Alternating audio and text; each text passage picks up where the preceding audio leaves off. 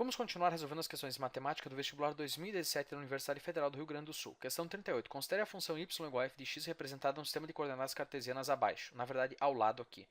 Aqui está a função y igual a f de x. O gráfico que pode representar a função y igual a módulo de f de x mais 2 mais 1 é igual a... Aliás, qual é o gráfico, certo? Então, é uma questão sobre translação de funções. Eu tenho aqui o gráfico da função f de x, que parece ser uma parábola, mas sem a lei da função não temos como saber com certeza. Mas o que importa aqui é que ela passa pelo eixo x aqui nas coordenadas menos 1 e mais 1, ela chega até a coordenada menos 1 aqui no eixo y, aqui ela é negativa, né, no intervalo de menos 1 até 1. E nós vamos fazer algumas transformações nessa função, e a questão quer saber qual vai ser o formato do gráfico dessa nova função. Aí temos que revisar um pouco esse assunto da translação de gráficos, certo? Podemos até fazer bem rapidinho aqui no canto. Se eu tenho aqui o eixo x, o eixo y e uma função qualquer, pode ser mais ou menos assim. Vamos fazer mais ou menos assim. Y igual a f de x. Se eu fizer uma transformação nessa função, e ao invés de f de x, eu colocar dentro da função um f de x menos algum valor, x menos a, o que vai acontecer com esse gráfico? A função vai ser transladada a unidades para a direita. Então, a função seria algo mais ou menos assim. Certo? Ela seria transladada para a direita. E quando eu faço y igual a f de x menos a função, aliás, mais a função é transladada a unidades para a esquerda. Então, o gráfico seria, tudo aqui vem para a esquerda. O gráfico seria algo mais ou menos assim. Toda função ela vem para a esquerda. Certo? Por que isso acontece? Vamos pegar, por exemplo, se eu tivesse assim, f de x menos 2. Então, vamos supor que nós temos aqui um a que é igual a 2.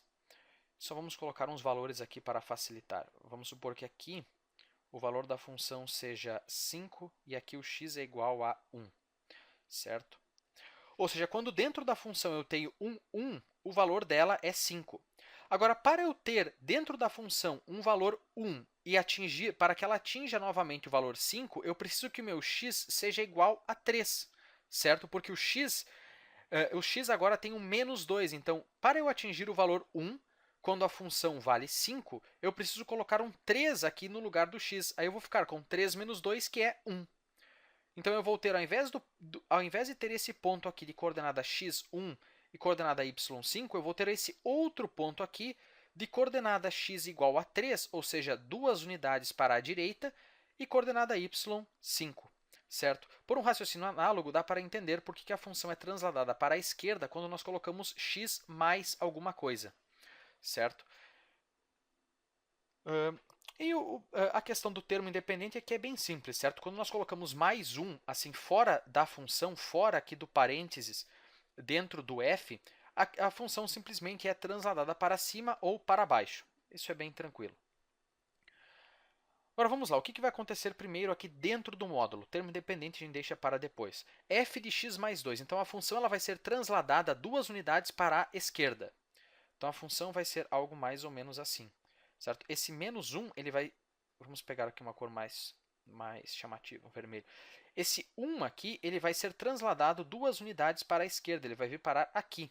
Então, a função vai ser algo mais ou menos assim. Esse menos 1, ao invés de ter coordenada x0, ele vai ser transladado 2 unidades para a esquerda. Então, vai ser esse ponto aqui. Então, vai ser mais ou menos assim o meu novo gráfico. Certo? Então, todo ele transladado 2 unidades para a esquerda.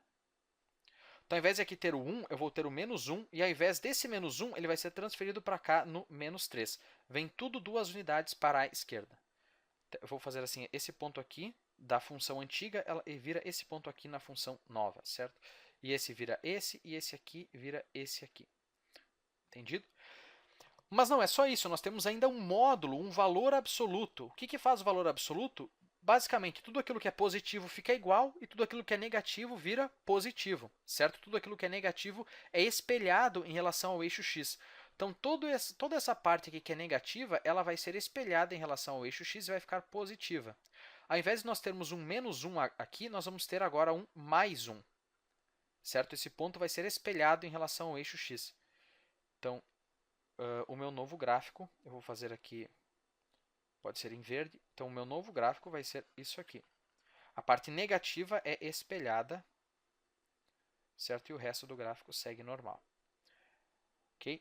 Agora ainda tenho mais um, esse mais um aqui. O que o mais um vai fazer? Ele vai simplesmente pegar e transladar a função uma unidade para cima. Uma unidade para cima. Então, esse 1 aqui ele vai se tornar o 2. Né? A coordenada y, ao invés de 1, vai ser 2. E aqui, ao invés de encostar no eixo x, nós vamos... Certo? Toda a função vai vir uma unidade para cima. Então, ao invés de encostar no eixo x, esses dois pontos vão estar mais ou menos aqui, na coordenada y igual a 1, e não mais na coordenada y igual a 0. Então, toda a parábola vai vir uma unidade, ela vai vir uma unidade para cima. Não sei se é uma parábola. Todo esse formato parecido com uma parábola vira uma unidade para cima. Aqui aquela parte espelhada também vem uma unidade para cima e todo o resto também. Então, qual é o formato mais parecido aqui? O A não é de forma alguma, certo? Não tem essa parte espelhada que muda a concavidade. O C também não é, porque a função fica mais à esquerda do eixo y, aqui ela está praticamente toda à direita. Certo? Essa mudança de concavidade ocorre à esquerda e não à direita do eixo y. A D também não tem nada a ver, a D também não tem nada a ver. Essa aqui que seria a alternativa E, não é a D. Aqui, na verdade, é a alternativa E. Alternativa E. Também não tem nada a ver. E só sobra a alternativa B, que está bem representada até, certo? Aqui o ponto tem coordenada, o ponto aqui dessa espécie de vértice tem coordenada y igual a 2, bem como no nosso esboço. Certo? Aqui esse ponto tem coordenada x menos 13 e coordenada y1. Esse ponto aqui tem coordenada x menos 1 e coordenada y1. Então é a alternativa B. Translação de funções. Dá para fazer até de cabeça. Às vezes você vai desenhar no papel e fica essa bagunça toda que nós fizemos aqui. Certo? Mas você pega a função, traz ela 2 unidades para a esquerda, espelha, faz um reflexo de tudo aquilo que for negativo, e aí carrega tudo uma unidade para cima. E vai ficar a alternativa B. Vamos fazer agora a questão de número 39. Os pontos A, B, C, D, E e F determinam um hexágono regular ABCD e F de lado 1, tal que o ponto A tem coordenadas 1, 0 e o ponto D tem coordenadas menos 1, 0, como na figura abaixo. Então, aqui está o hexágono, ele tem lados medindo 1, o ponto A tem coordenadas 1, 0, o ponto D coordenadas menos 1, 0. A equação da reta que passa pelos pontos B e D é...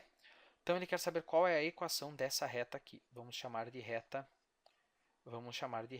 R. Reta R.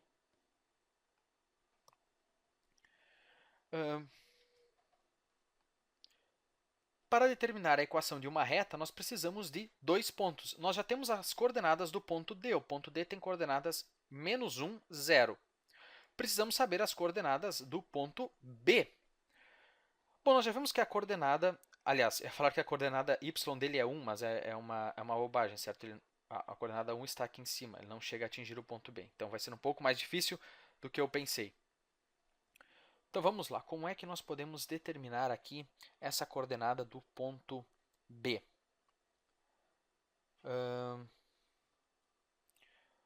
Ou, quem sabe, haja alguma forma mais fácil até de sabermos a equação da reta sem precisar das coordenadas. Porque eu tenho um ponto, eu posso usar a inclinação da reta ou outro ponto para determinar a equação da reta, tanto faz.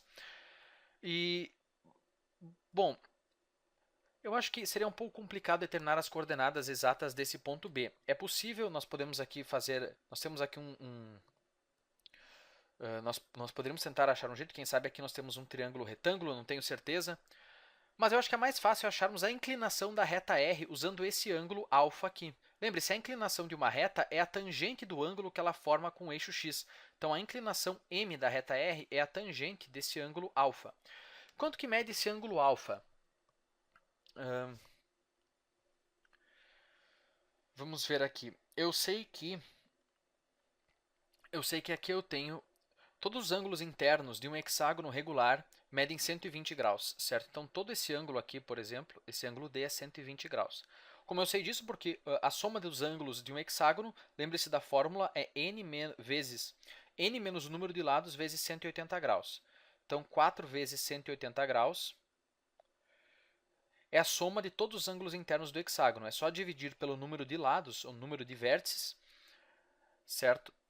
Então, nós vamos ter 120 graus. Essa é a resposta. Cada ângulo mede 120 graus. E aqui nós temos ainda a metade desse ângulo, que mede 60 graus. Então, esse ângulo aqui de 60 graus é alfa mais essa parte aqui, que é beta. Então, 60 graus é igual a alfa mais beta. Vamos escrever aqui, 60 graus é igual a alfa mais beta. Eu já chutaria que o ângulo alfa mede 30 graus, mas eu não tenho certeza só pelo meu esboço. É melhor achar uma prova mesmo de que ele mede 30 graus. Bom, nós vemos essa medida aqui é 1, porque é o lado do hexágono, certo? CB é o lado do hexágono. Ops, não era para acontecer isso. CB, voltando aqui. CB é o lado do hexágono, que mede 1, certo? E esse lado aqui, DC, também mede 1, porque é um lado do hexágono. Então, esse triângulo aqui, DBC, é um triângulo isósceles, o que significa que os ângulos da base são congruentes. Então, esse ângulo aqui também é beta. E nós sabemos que esse ângulo aqui, que é um ângulo interno do hexágono, é 120 graus, mede 120 graus. Então, somando os ângulos, eu tenho que ter 180 graus no triângulo CDB. Então, somando aqui 120 graus mais beta mais 2 beta, tem que ser 180 graus, porque é um triângulo, afinal. Ou seja, 2 beta é igual a 60 graus, beta é igual a 30 graus.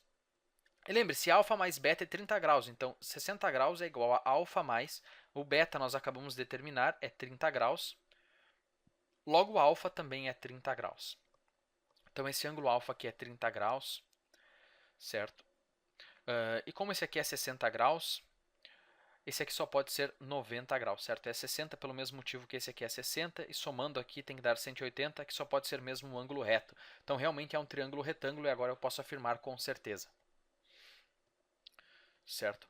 Até porque aqui também é 30 graus, somando com 90 dá 120. Enfim, acho que devo estar confundindo você bastante. Mas tudo isso aqui, na verdade é bem pouca coisa, não é tudo isso aqui, foi só para determinar que o alfa é 30 graus, e que, portanto, a inclinação da reta R, que é a tangente de alfa, é a tangente de 30 graus, que é a raiz quadrada de 3 sobre 3. Então, eu sei a inclinação e sei um ponto. É só usar aquela equação que nos dá a equação da reta. Aquela equação da reta usando ponto inclinação, que é a seguinte: y menos a coordenada y do ponto é igual a inclinação vezes x menos a coordenada x do ponto. Então, y menos a coordenada x de D, aliás, a coordenada y do ponto D é 0. Nós estamos usando o ponto D, obviamente. Então, y menos 0 é igual a m, que é a raiz quadrada de 3 sobre 3, vezes x menos x0, que é menos 1. Então, menos 1 é mais 1, certo? x0 é a coordenada x do ponto D. Portanto, y é igual a raiz quadrada de 3 sobre 3 vezes x mais, distribuindo aqui, certo? Mais a raiz quadrada de 3 sobre 3. Isso é a alternativa B, de bola. É isso então por esse vídeo, espero que você tenha entendido. Só recapitulando rapidamente o que nós fizemos aqui. Até posso apagar um pouco Acho que essa questão vale até fazer rapidinho, só mais uma vez, revisar o que nós fizemos aqui. Certo? Para não confundir. Então, ele quer saber qual é a equação da reta DB. Certo?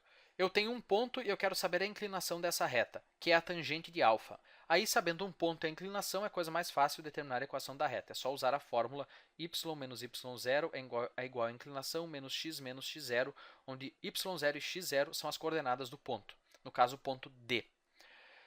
Então, como eu vou saber esse ângulo alfa, é só usar geometria, sabendo que é um hexágono regular.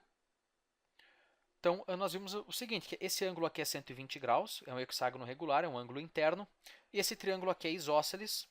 Então, esses dois ângulos aqui devem medir 30 graus, esse aqui 30 graus. E como todo esse ângulo mede 60 e essa parte mede 30, o alfa só pode ser 30 graus. Logo, a inclinação é raiz quadrada de 3 sobre 3, aí fica fácil determinar a equação da reta. Enfim, era isso por esse vídeo, espero que você tenha entendido, não tenha confundido ninguém, e até o próximo vídeo.